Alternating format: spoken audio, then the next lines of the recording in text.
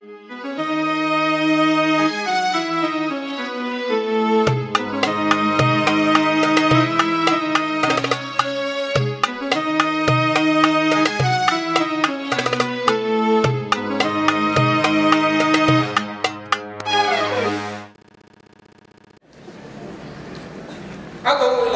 menyeru ke jalan Allah, dan menyeru ke jalan Allah ini bukan cuma dengan lisan. Bukan cuma dengan lisan. Jalan untuk menyeru ke jalan Allah begitu banyak. Murabbi saya tersayang,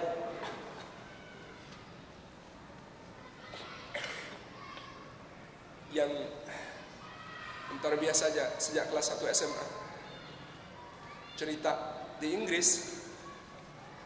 Dan saya tanyakan itu waktu ke Inggris kemarin, benar ada cerita seperti itu. Dakwah itu sederhana, pakai celana dalam pun bisa. Jadi di Inggris ceritanya ada sebuah asrama mahasiswa dormitory begitu, dan kemudian di situ tinggal salah satunya mahasiswa Indonesia yang Muslim. Ada petugas laundry yang tiap hari ngambilin pakaian kotor.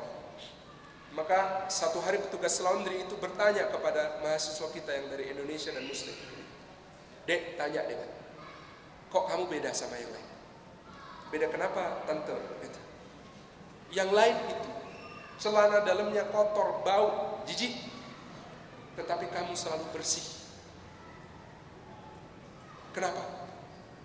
Kata si mahasiswa Indonesia, "Karena saya seorang Muslim. Nabi SAW mengajarkan kepada saya untuk istinja dan istibra." Istinja itu membersihkan sesudah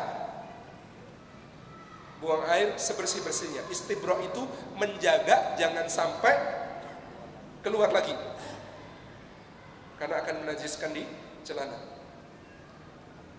Ada toh agama yang mengajarkan seperti itu? Ada.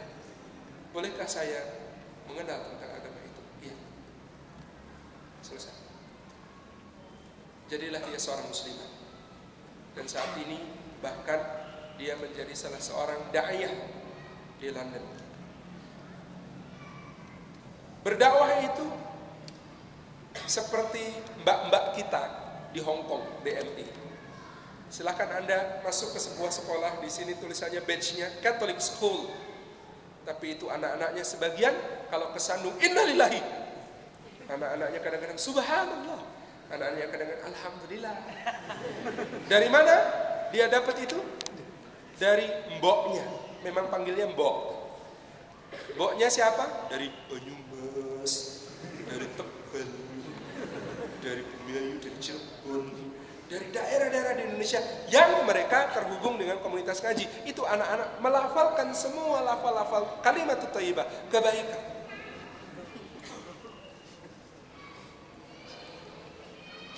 Ada yayasan di Hong Kong yang ketuanya itu seorang muslimah yang luar biasa.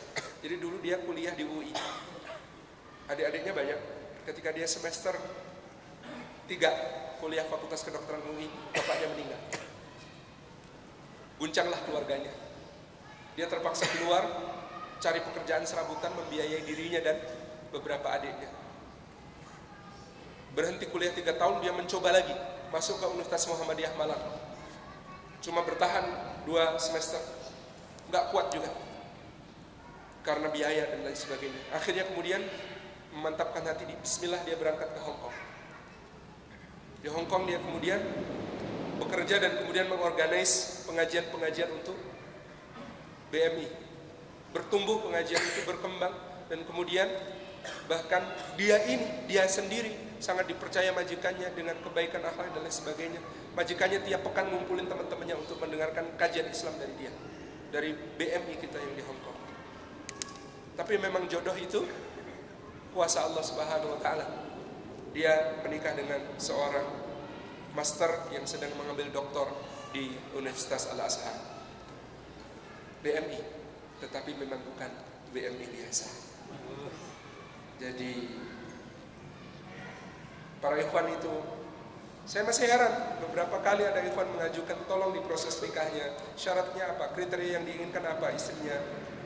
Jawabnya, pengennya dokter. Memangnya antum sakit-sakitan saya?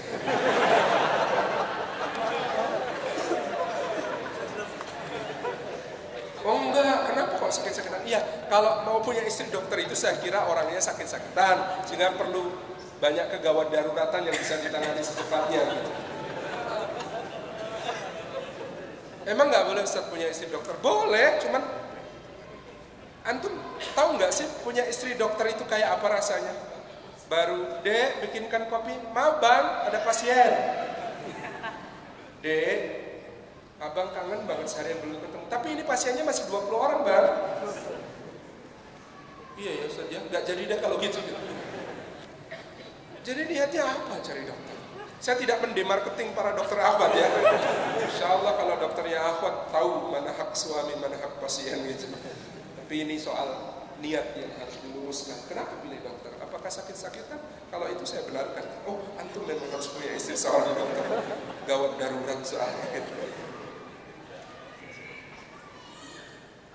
Atau ilallah, dengan cara apa? Dengan semua potensi yang kita miliki.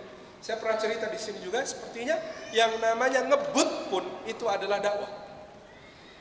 Yang tanya tahun 2003 saya ngisi daurah remaja masjid itu, saat kita kan pengen dakwah sama Ustadz, gimana caranya? Oh, dakwah nggak harus kayak saya. Dakwah itu segala yang kita punya kita gunakan untuk la ilaha kalimatillah, untuk meninggikan kalimat Allah. Dakwah itu namanya. Masa? Iya. Saya apa dong? Ente hobinya apa? Dia bilang ngebut. Cocok. Orang yang pintar ngebut itu adalah bagian penting dari dakwah, untuk jemputin ustadz-ustadz yang suka terlambat dalam masjid. Kita perlu si transport yang handal untuk jemputin ustadz-ustadz yang sering terlambat itu. Oh iya ya, gitu. Senang. Sampai sekarang jadi si transport andalan. Bahkan di Masjid Jogokarian itu, ya, dulu gitu ya. Ada yang dulu kemana-mana membawa botol, sekarang kemana-mana membawa galon. Dulu botol. Jadi bahasa Jawanya itu ngalon itu nggawa gendul dulu itu. Jadi ke utara ke selatan bawanya botol minuman keras. Tapi setelah disadarkan bahwa yang namanya dakwah itu semua bisa, dia itu sekarang kemana-mana bawa galon air mineral. Karena dia itu sekarang bekerja di pemasok minuman isi ulang minuman air mineral. Nah, untuk masjid-masjid seluruh Jogja. Dulu padahal kalau itu nggak begitu. Jangan putus harapan kepada orang yang memiliki potensi dakwah.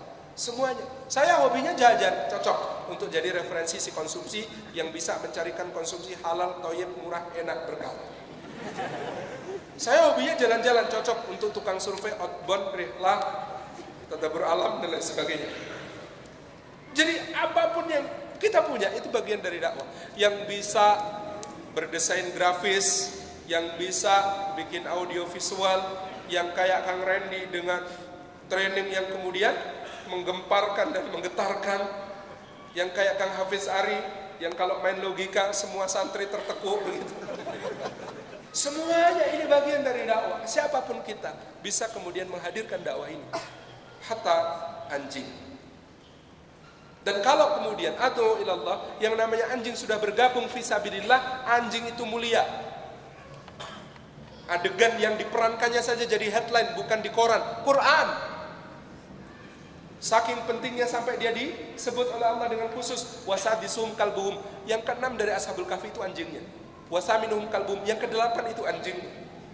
Dan anjing itu wa kalbuhum basitun dira'i bil wasit. Anjingnya menjulurkan kaki di depan pintu gua. Coba bayangin Salim Afilah menjulurkan kaki. Kan gak enak banget jadi headline.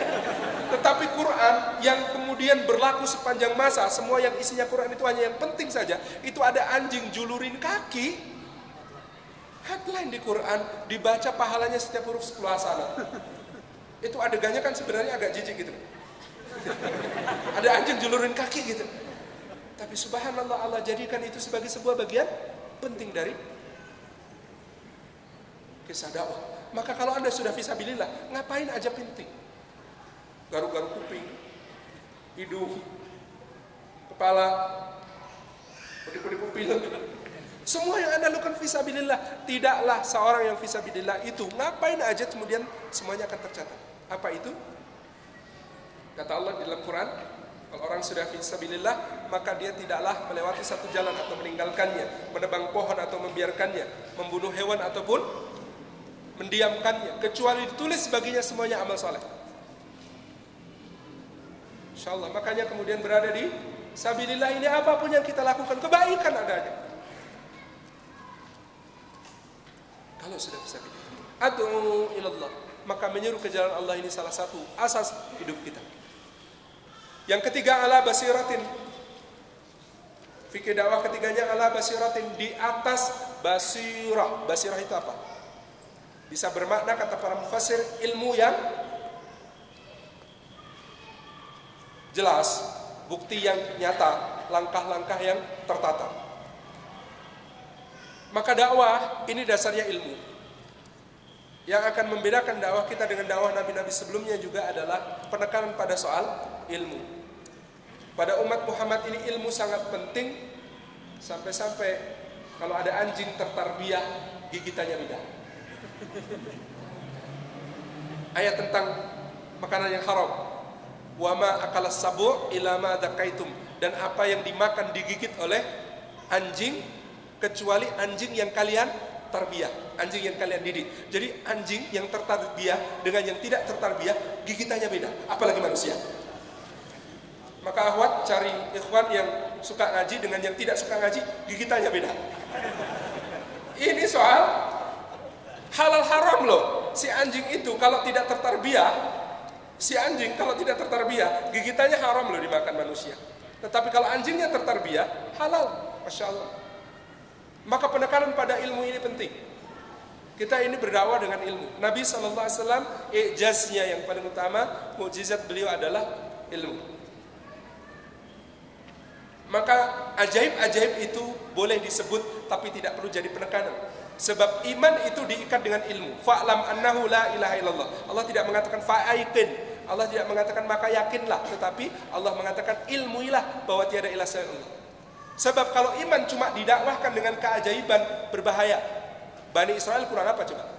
Bani Israel itu lihat bagaimana tongkat berubah jadi ular, bagaimana tangan Musa bercahaya, bagaimana tukang sihir kalah, bagaimana lautan terbelah, bagaimana mereka nyebrang selamat, bagaimana Fir'aun ditenggelamkan, bagaimana manna dan salwa turun dari langit, semuanya mereka lihat. Ijaz itu menakjubkan. Tetapi lihat patung sapi dari emas bisa ngomong, bubar semua imannya. Maka kemudian mendakwahkan yang ajaib-ajaib itu penting juga sih, tetapi bukan yang utama. Sebab iman umat ini harus diikat dengan ilmu. Maka saya suka ada buku misteri sholat subuh, amat bagus. Misteri sholat malam, misteri sholat asar, misteri sholat duha, yang belum ada misteri sholat jenazah. Iya sih, agama ini perlu juga dikenalkan dengan yang begitu, tetapi ini bukan asas utama dalam dakwah. Asasnya adalah ilmu, bukan soal yang ajaib-ajaib saja. Keajaiban sedekah baik, keajaiban umrah baik, keajaiban ini baik, keajaiban macam-macam ajaib-ajaib itu penting, tetapi bukan itu asas utama di dalam dakwah Islam. Ada seorang ibu datang kepada Nabi Sallallahu Alaihi Wasallam, ya Rasulullah, aku punya penyakit. Penyakitnya apa? Jadi dia kalau kambuh kejang-kejang gitu, dan kalau kambuh kejang-kejang di depan auratnya suka tersingkap. Malu dia, ya Rasulullah penyakit ini aib, ya Rasulullah doakan supaya aku sembuh. Kalau Nabi Isa, sembuh. Iya kan? Karena Nabi Isa itu jangankan cuma epilepsi kayak begituan, mati aja, dihidupkan, kusta aja disembuhkan, buta saja disuruh lihat kembali. Tapi Rasulullah kemudian beda, Rasulullah mendidik. Kalimat Rasulullah begini, Bu, saya bisa doakan, ibu akan sembuh insya Allah. Tetapi ibu boleh memilih untuk bersabar dan ibu mendapat surga. Ada pilihan, sabar itu surga atau didoakan itu sembuh. Apa kata si ibu? Ya Rasulullah, kalau begitu saya memilih untuk bersabar atas penyakit ini supaya saya mendapat surga. Tapi tolong ya Rasulullah, doakan agar kalau pas kambuh tidak sampai terbuka aurat. Jadi pinternya sahabat begitu, selalu ada tawar menawar. Kayak kemarin kita cerita Sa'ad bin Abi Waqqas. Mintalah sesuatu hai Sa'ad, aku akan mendoakan kepadamu. Apa permintaan Sa'ad? Doakan ya Rasulullah agar semua doaku mustajab. Maka kata Ibnu Abbas sepintar-pintar manusia itu sahabat Nabi. Memang begitu, cerdas mereka itu. Ilmu itu asasnya. Di dalam dakwah ini kembangkan terus menerus bagaimana pendekatan kita memahami din ini dengan ilmu. Ikat semua iman itu dengan ilmu. Karena dengan ilmu kita bisa tidak gampang tertakjub pada keajaiban apapun. Kita ini kemudian kalau dengan ilmu, maka kita tidak kemudian merasa gitu banyak-banyak. Ya hidup itu memang perlu gitu. Tapi pada yang sesuatu yang benar. Kadang-kadang banyak sesuatu yang keliru, yang tidak benar, yang kemudian kita juga ikut-ikutan gara-gara nggak punya ilmu. Dengar Ronda Byrne bawa The Secret gitu ya, begini. Biasa mah itu dibanding tukang sihir Firaun, biasa. Kenapa? Karena kita ada ilmu. Ada ini, ada itu, semuanya. Lihat Abdul Fattah As-Sisi. Kok bisa sih kejam banget kayak begitu? Biasa. Ada yang lebih kejam namanya Al-Hajjaj bin Yusuf As-Saqafi. Pernah dulu karena punya ilmu. Kok ada sih orang kayak Ulil? Biasa, cetek banget. Bandingkan dengan Al-Walid bin Al-Mughirah, bandingkan jauh kecerdasannya. Al-As bin Wa'il As-Sahmi. Coba bayangkan Al-As bin Wa'il As-Sahmi itu ketika turun ayat mengharamkan bangkai, bilangnya begini, logis gak? Ya Muhammad, kalau ada binatang mati alami, itu siapa yang bunuh? Kata Rasulullah, Allah. Kalau ada binatang kamu sembelih, kamu bukan yang membunuh. Iya, aku. Oh gitu ya Muhammad. Jadi binatang yang dibunuh sama Allah kamu haramkan, binatang yang kamu bunuh kamu halalkan. Memangnya kamu sama Allah mulia mana? Cadas. Al-As bin Wa'il As-Sahmi, bapaknya Amr bin Al-As, semua tokoh jil gak ada apa-apanya. Ini kalau soal menentang syarat logikanya luar biasa. Al-As bin Wa'il As-Sahmi. Demikian juga Arkon apa pakai ini Abdullah Ahmad An-Naim macam-macam. Al-Quran Muntajus Saqafi, Quran produk budaya gini-gini, kalah sama Al-Walid bin Mughirah. Apa kata Al-Walid bin Mughirah? Quran itu in huwa ya sihrul ihsan. Itu sihir yang dipelajari. Apa buktinya? Soalnya suami bisa pisah sama istrinya, anak bisa pisah sama bapaknya, pembantu budak bisa pisah sama tuannya. Sederhana argumennya dan jelek kena langsung ketika menentang Quran. Hebat orang-orang ini. Nah, kalau kita sudah kenal yang begitu-begitu, dengar sekarang itu tawa aja gitu. Kadang-kadang ya Allah, saya bersyukur ada Indonesia Tanpa Jil, meringankan tugas para ulama kita. Dulu Mas Adian Husaini repot banget, sibuk ngurusin jil gitu kan. Kasihan, harusnya beliau memikirkan sesuatu yang lebih dahsyat. Biar yang jil itu urusannya anak-anak SMA, anak-anak SMP gitu. Ya harusnya begitu. Yang mahasiswa nanti juga lama-lama wariskan segera Indonesia Tanpa Jil ini untuk anak SMA, anak SMP. Itu tugas mereka. Levelnya memang begitu.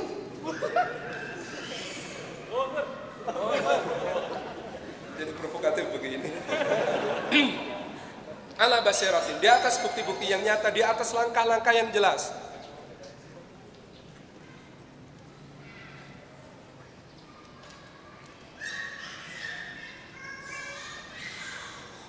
Kadang-kadang dakwah itu ada yang tidak masuk akal ya.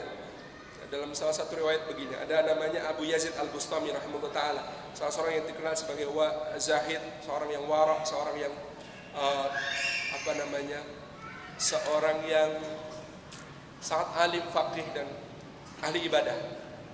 Satu malam dia bermimpi ketika sedang berada di sebuah kota. Rasulullah menemui dia dan mengatakan, sampaikan salamku kepada si fulan. Kaget bangun, hari berikutnya dia cari, si fulan ini siapa? Bapak kenapa nyari si fulan? Enggak, saya harus menemui dia. Enggak Pak, jangan ditemui, malu-maluin Pak. Loh kenapa? Dia itu gaulnya di warung tempat minum-minum khamr, mabuk-mabukan Pak. Ya Allah Bapak jangan nemuin dia, malu-maluin, Bapak kan ulama besar, kalau ketemu dia nggak cocok Pak, nggak nyambung. Oh ya udah kalau gitu, makasih. Malam berikutnya Nabi datang dalam mimpi dan mengatakan, kenapa belum kau sampaikan salamku ya Aba Yazid? Siap ya Rasulullah, besok insyaallah. Besok hari berikutnya, wah saya ini harus ketemu ini, tolong kasih info lagi dong Pak. Dia itu ba'da isya masuk ke tempat minum-minuman itu, keluarnya sebelum subuh. Udah gitu aja terus tiap hari kerjaannya di tempat maksiat itu. Malu-maluin kalau Bapak ketemu dia mah, jangan Pak. Oh iya. Ya udah nggak jadi. Malam ketiga, awas kayak Aba Yazid, kalau belum kau sampaikan salamku kata Nabi, engkau akan berhadapan denganku di hari kiamat. Nelen ludah, akhirnya dipaksa-paksain.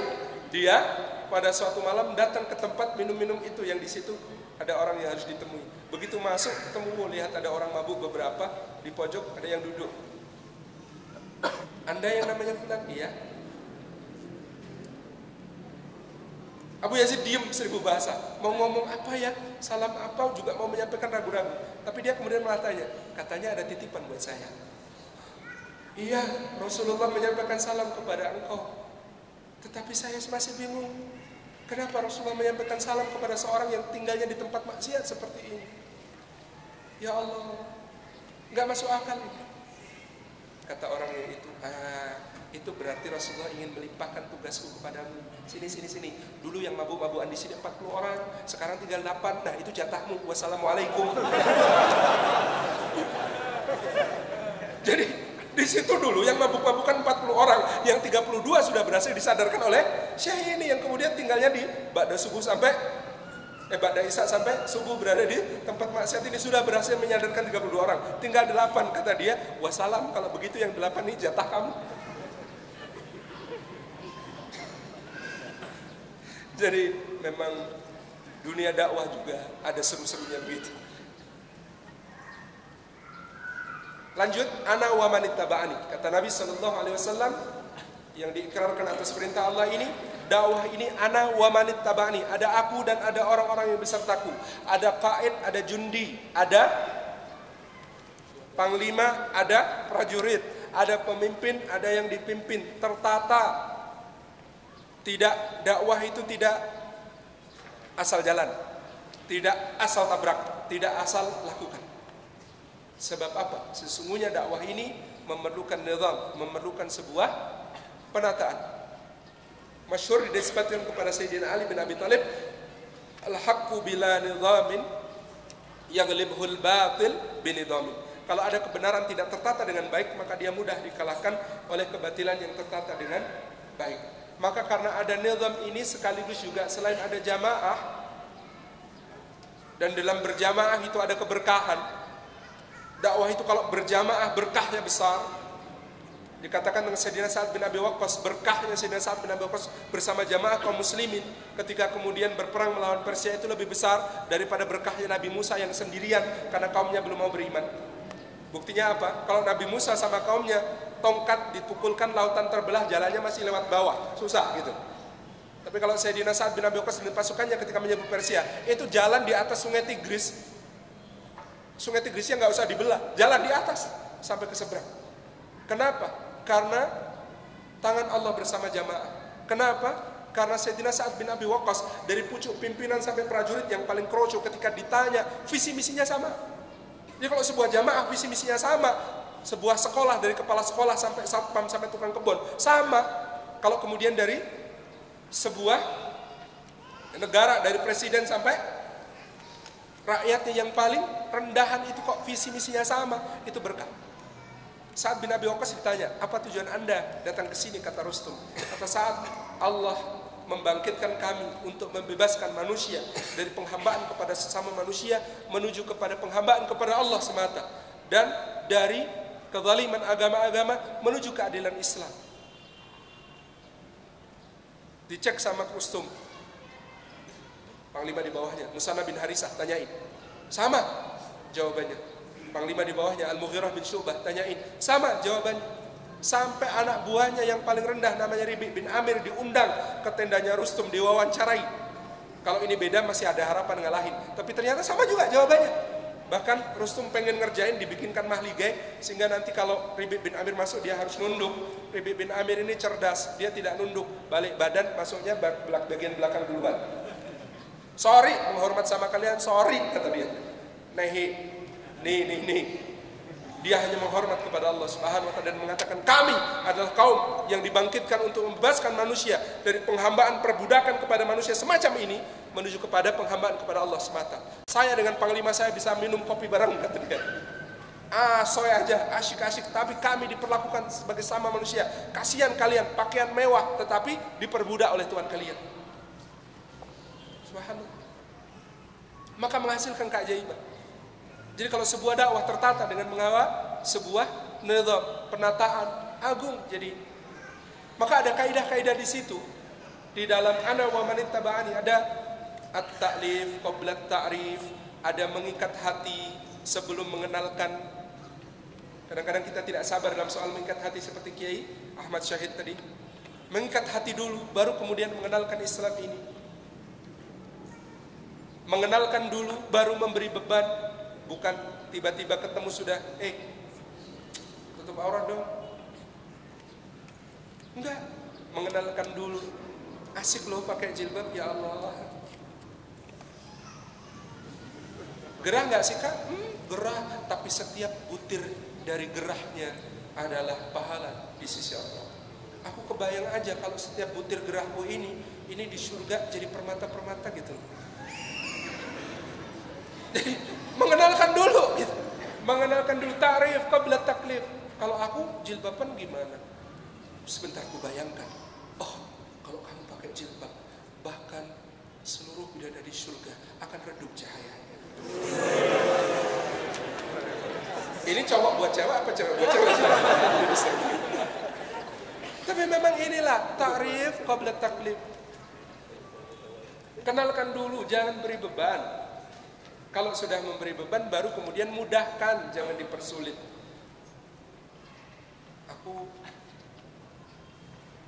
Jadi kalau kita mau mengenalkan sholat kepada kawan kita seasrama, sekos misalnya, yang dia sholatnya belum rajin, habis sholat tunjukkan kita ini bukan dalam keadaan ya Allah nikmat banget habis curhat sama Allah. Curhat sama Allah gimana caranya? Salah. Masa sih? Iya, asik loh curhat sama Allah.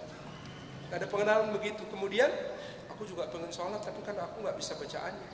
Oh tenang, bacaan sholat itu yang wajib cuma Al-Fatihah, nggak ada yang lain.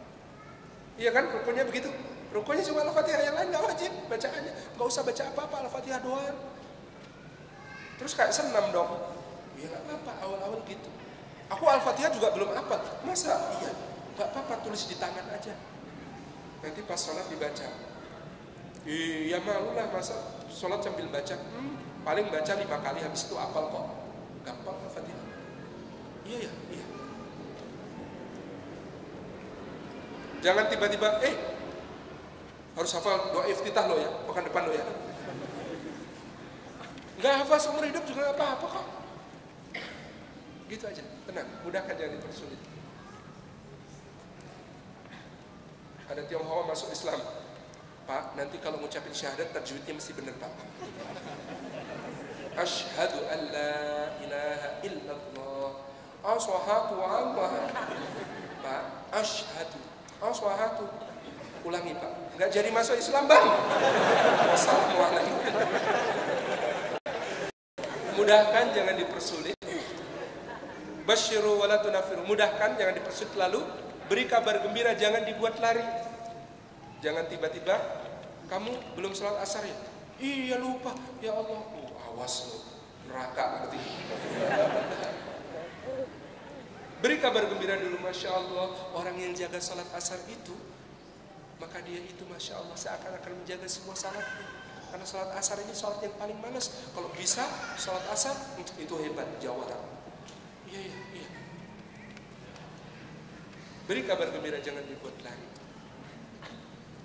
Qudwah qabla dakwah. Beri teladan dulu sebelum menyeru. Dan ini ada nizam, ada tata caranya, ada juga jamaah, ada kaidahnya. Maka Ibnu Qayyim al-Jauziyah merumuskan ada kemungkaran yang nggak boleh dibasmi, haram dibasmi. Apa itu? Kemungkaran yang kalau dihilangkan menghasilkan kemungkaran yang lebih besar. Maka tidak semua kemungkaran itu harus dibasmi. Jadi satu hari Ibnu Qayyim mau bikin gerebek untuk menyerbu tentara Mongol yang pada mabuk-mabukan. Udah kafir masa mabuk-mabukan, minum khamr di tengah kaum muslimin. Kata Ibnu Taimiyah, jangan. Kenapa? Lebih baik mereka mabuk. Loh, mabuk maksiat kok lebih baik gimana guru? Oh iya, mereka itu kalau mabuk itu lebih maslahat bagi orang lain. Karena mereka kalau mabuk kemudian tidak mendolimi kaum muslimin. Udah biarin mabuk. Yang jelek-jelek begitu mah biarin mabuk. Jangan dicegah dari mabuk. Biar saja, biar mabuk. Karena kalau mereka kemudian disadarkan dari mabuknya, dia ngamuk, rusak kaum muslimin. Lebih besar mudaratnya. Nah, maka Ibnu Qayyim mengatakan kalau kemungkaran itu menghasilkan kemungkaran yang lebih besar ketika dibasmi, haram dibasmi. Kalau kemungkaran dibasmi menghasilkan kemungkaran yang sama tingkatannya, maka imam boleh berijtihad. Tapi kalau kemungkaran itu dibasmi menghasilkan kemungkaran yang lebih kecil atau bahkan hilang sama sekali, wajib dibasmi. Ala basyaratin ana wa man ittaba'ani wa subhanallah. Kaidah kelima. Maha suci Allah. Dalam dakwah ini Allah harus selalu dimahasucikan. Tidak boleh kita berdakwah yang membuat Allah justru dinistakan. Tidak boleh kita berdakwah membuat Allah justru direndahkan. Batasnya dalam Quran, jangan mencela Tuhan-Tuhan mereka yang membuat mereka mencela Allah tanpa ilmu. Atau bahkan dalam sesuatu yang sebenarnya niatnya sangat baik, caranya sangat baik, tetapi ketika tidak tepat, itu pun bisa menjadi masalah dalam dakwah. Sahih riwayat, Sayyidina Mu'ad bin Jabal itu, kalau kemudian salat, maka dia menjadi makmumnya Nabi SAW di Masjid Nabawi. Habis Nabi salam, dia langsung naik kendaraannya, dipacu, pergi ke kampungnya, jadi imam di kampungnya. Maka fikihnya boleh kita ini mensedekahkan salat kedua. Kalau kita sedang salat, selesai ada jamaah masbuk sudah nggak punya teman, kita boleh sedekah. Pak, mau saya sedekahin temenin jadi imam? Boleh. Ya. Jadi Mu'ad itu salat jadi makmumnya Nabi, kemudian pulang ke rumah di kampungnya jadi imam. Satu hari penduduk kampungnya Mu'ad bin Jabal demo kepada Nabi. Ya Rasulullah, mulai sekarang kami nggak mau salat lagi. Mogok salat kami, total. Kata Nabi, kenapa? Karena Mu'ad bin Jabal kalau jadi imam kami panjang betul bacaannya. Lama sekali salatnya ya Rasulullah. Kami nggak sanggup salat kayak begitu. Berat amat sih beragama. Susah bener jadi orang Islam. Mu'ad dipanggil. Ya Mu'ad, apa engkau tidak membuat fitnah? Apakah engkau tidak menjadikan Allah dan Rasulnya sebagai Allah-Allah? Apakah engkau tidak menjadikan syiar-syiar Allah sebagai permainan? Astaghfirullahaladzim ya Rasulullah. Apa salah saya ya Rasulullah? Engkau wahai Mu'ad ketika mengimami kaummu terlalu panjang bacaanmu, terlalu lama salatmu. Mereka tidak kuat ya Mu'ad. Kata Mu'ad bin Jabal, lah ya Rasulullah, FYI ya Rasulullah. Apa yang saya baca untuk menjadi imam di kampung saya persis 100% seperti yang kau baca ketika imam ya Rasulullah. Jadi saya jadi makmum, kau baca apa, itu di kampung saya baca ya Rasulullah. Maksud Mu'ad, kalau saya salah, aku salah juga dong Rasulullah. Tapi kata Nabi SAW apa? Ya Mu'ad, makmummu beda dengan makmumku, jamaahmu beda dengan jamaahku. Bacalah yang ringan untuk mereka, sesuaikan dengan kemampuan mereka. Bacalah yang ringan untuk mereka, bacalah sabbihisma rabbikal a'la. Jadi ada hadis di belakang bunyinya, bacalah yang ringan untuk mereka, bacalah sabbihisma rabbikal a'la. Ini cerita. Maka di Indonesia kenapa banyak imam suka sabbihisma rabbikal a'la? Karena itu bacalah yang ringan untuk mereka. Jadi yang ringan itu sabbihisma rabbikal a'la, bukan inna a'tainakal kautsar. Ini nilai bahasa Arab saja. Meskipun di Indonesia saya lihat bahkan para guru-guru kita, para ustadz kita kadang-kadang mengucapkan subhanallah untuk perkara yang baik. Tidak ada masalah sebenarnya, sama-sama zikir mengingat asma Allah. Cuma kalau orang Arab makanya begitu. Orang Arab makanya subhanallah itu untuk hal-hal yang negatif biasanya, untuk memahasucikan Allah dari itu. Subhanallah amma yusyrikun, maha suci Allah dari yang mereka persekutukan. Subhanallah amma yasifun, maha suci Allah dari yang mereka sifatkan. Gitu. Kalau baik biasanya masya Allah la quwata illa billah. Makanya Anda kalau lihat hotel-hotel di dekat Masjidil Haram semuanya tulisannya masya Allah la quwata illa billah, bukan subhanallah. Itu kita dipaksa ngagumin hotelnya. Makanya hotel saya bagus kan. Tapi kata orang Arab itu juga untuk menjaga dari penyakit ain, dari kedengkian orang. Ketika melihat sesuatu maka dibacalah masya Allah la quwata illa billah. Wa ma ana minal musyrikin, dan tidaklah aku termasuk orang-orang yang mempersekutukan Allah. Mempersekutukan Allah di dalam dakwah itu dekat sekali.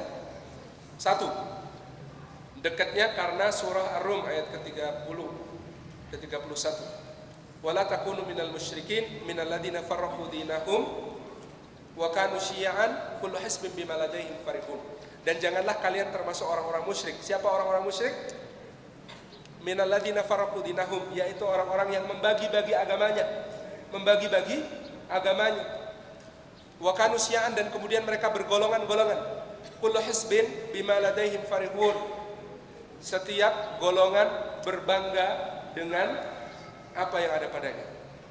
Maka dakwah Islam ini diwajibkan untuk syumul, menyeluruh, total, tidak parsial, tidak hanya sebagian-sebagian.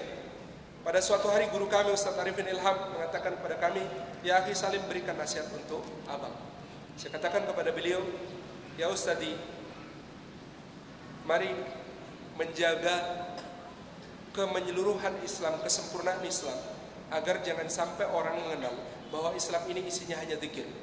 Tapi astagfirullahaladzim, ini nasihat yang sangat saya tunggu. Kalau Islam dibagi dengan tema ini, tema ini, tema ini, dan kemudian orang hanya mengenal Islam itu yang itu, berdasarkan ajaran si itu, minalladzina farraqu dinahum, termasuk orang yang membagi-bagi agama. Maka kepada guru kami Ustaz Yusuf Mansur juga saya sampaikan, Ustaz, jangan sampai orang mengenal Islam ini hanya sedekah. Kepada guru kita Abdullah Kim Nastiar dulu juga kami menyampaikan, jangan sampai Islam orang mengenal Islam ini hanya soal qalb. Kepada guru kami Ustaz Muhammad Siddiq Al-Jawi, guru kita Ustaz Felix Siau di Jogja, saya juga sampaikan, jangan sampai orang mengenal Islam ini isinya cuma khilafah. Kepada kawan-kawan juga saya mengatakan, jangan sampai orang mengenal Islam isinya cuma tarbiyah. Kepada seorang ustaz juga saya menyampaikan, jangan sampai orang mengenal Islam ini isinya cuma bid'ah. Ini agak lucu, namanya Abu Ali, guru saya, kakak kelas saya di SMA, salah seorang ustaz salafi yang sangat muktabar di Jogja.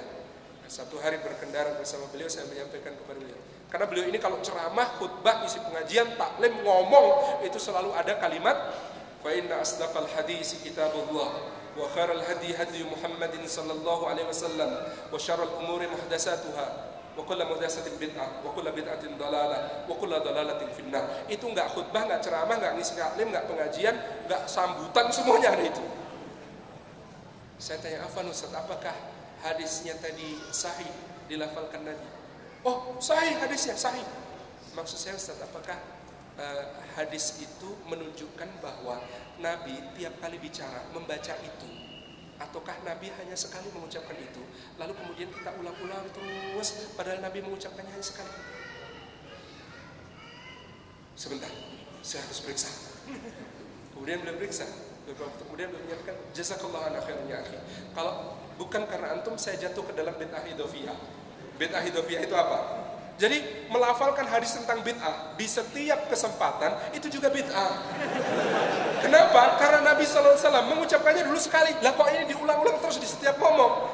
Kalau itu menjadi kelaziman, saya harus menyampaikan ini. Bid'ah namanya bid'ah idhofiyah, yaitu bid'ah menambah tata cara atau menambah pengerjaan dilekatkan pada sesuatu yang umum. Itu namanya bid'ah idhofiyah. Makanya Sakti Salman Sheila on Seven mantan Mas Salman Sakti itu pernah mengatakan, kalau banyak bicara tentang matematika, ahli matematika. Kalau banyak bicara tentang fisika, ahli fisika. Kalau banyak bicara tentang bid'ah, nah itu bahayanya gitu. Kalau terlalu banyak, memang Islam ini isinya sangat luas, maka kemudian semuanya harus dikenalkan kepada umat. Jangan sampai kita minalladzina farraqu dinahum. Yang kedua, dakwah ini dekat kepada syirik ketika kemudian, ini yang subhanallah ya, yang diperingatkan itu Nabi. Di surah Al-Imran ayat 79. Tidak patut bagi orang yang kami karuniakan kepadanya kenabian, hikmah dan kitab untuk mengatakan kunu ibadan li min dunillah, jadilah kalian hamba-hamba bagiku selain hambanya Allah. Ini Nabi yang diperingatkan. Bagaimana kita yang bukan Nabi itu harus lebih berkuat-kuat untuk mendapatkan peringatan ini. Karena Nabi saja diperingatkan, orang yang diberi kitab, kenabian dan hikmah enggak pantas mengatakan kepada pengikutnya, jadilah kalian hamba bagiku melebihi pengabdian kepada Allah Subhanahu wa taala. Ngumpul-ngumpul itu rentan kultus. Ngumpul-ngumpul itu rentan pendewaan, pemujaan kepada orang yang menjadi sentral kumpulan itu. Maka rumusnya ngumpul-ngumpul kalau enggak pakai ilmu pasti kultus. Maka sehingga Allah di dalam ayat ini mengatakan walakin kunu rabbaniyina, tetapi jadilah kalian orang-orang rabbani. Sebab apa? Bima kuntum tu'allimunal kitaba wa bima kuntum tadrusun, disebabkan kalian senantiasa mengajarkan Alkitab dan senantiasa mengkajinya terus-menerus.